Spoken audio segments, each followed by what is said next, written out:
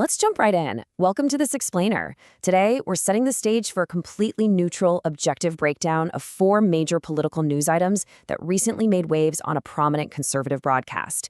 Whether you track these headlines every single day or you're just, trying to cut through all the noise, our goal is to distill the core arguments, the key figures, and the specific allegations. Basically, we're mapping out exactly what is being discussed out there and, more importantly, why it matters to you. Okay, let's dive into this. Our roadmap today moves top-down, right through the layers of the American political system.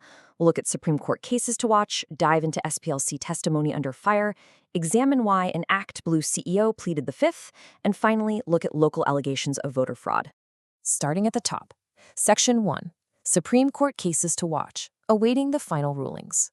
And this brilliantly illustrates what the broadcast is currently zeroing in on within the judicial branch.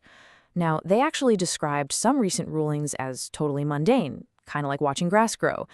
But that attitude completely shifted to eager anticipation for three high-stakes cases expected before the summer recess. First up, birthright citizenship.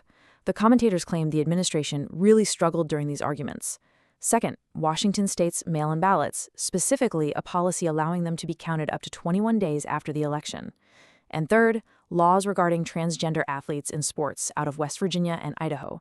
The overarching theme here?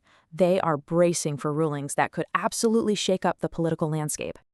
Let's move to and see how this builds in the legislative branch. Section 2, SPLC testimony under fire, Congressional oversight on Capitol Hill.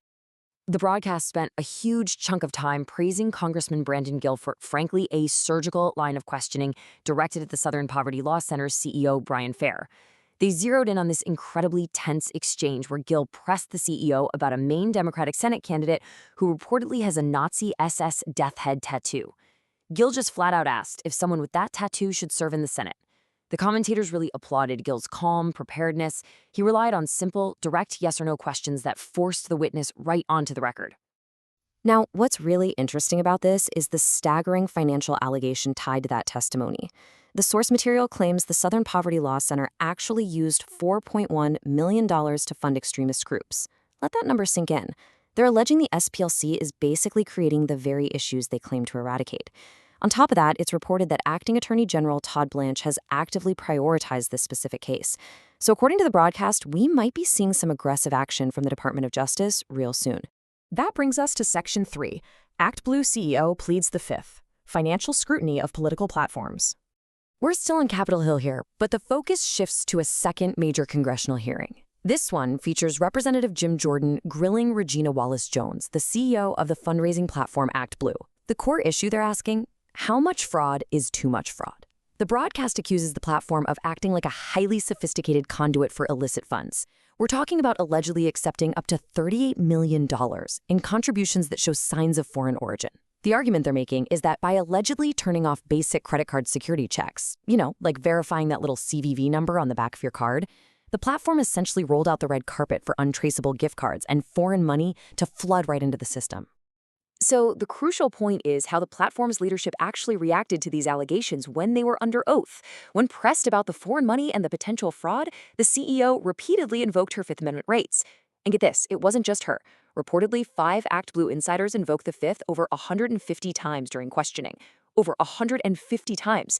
To compound the drama even further, the broadcast reports that the entire in-house legal and compliance team just quit. For the commentators, this is a massive red flag, pointing to internal knowledge that something was seriously wrong. Now, we're leaving Washington, D.C. entirely for Section 4, allegations of voter fraud, undercover on Los Angeles Skid Row. Transitioning all the way down to the local level, the broadcast highlights some explosive undercover footage recently released by James O'Keefe. This moves the conversation away from abstract, high-level funding right down to the literal street corners. The specific, ground-level allegations captured on tape show fraudulent petitioners on Skid Row supposedly instructing homeless individuals exactly how to forge the names, addresses, and signatures of registered voters. For the broadcast, this isn't just some hypothetical talking point. They are presenting it as documented, hard evidence of a scheme exploiting highly vulnerable populations. And the financial incentives alleged here are, frankly, strikingly low. The undercover video reportedly shows individuals admitting they were paid just $2 to $5 to cast fraudulent votes for specific local candidates, like Karen Bass. Just $2 to $5. The commentators expressed deep frustration over this footage, arguing that the mainstream media is deliberately turning a blind eye to it. Furthermore, they note that despite what they see as clear evidence of vulnerabilities, key legislative fixes, like the Save America Act, are just sitting there, completely stalled in Congress because of failures in political messaging. Which brings us to our final thought.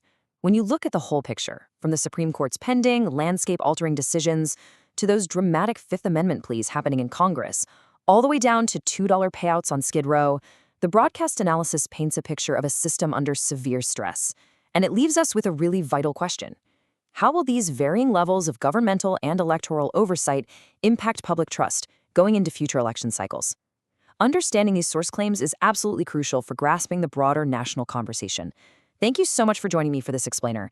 Keep asking questions and keep analyzing the facts.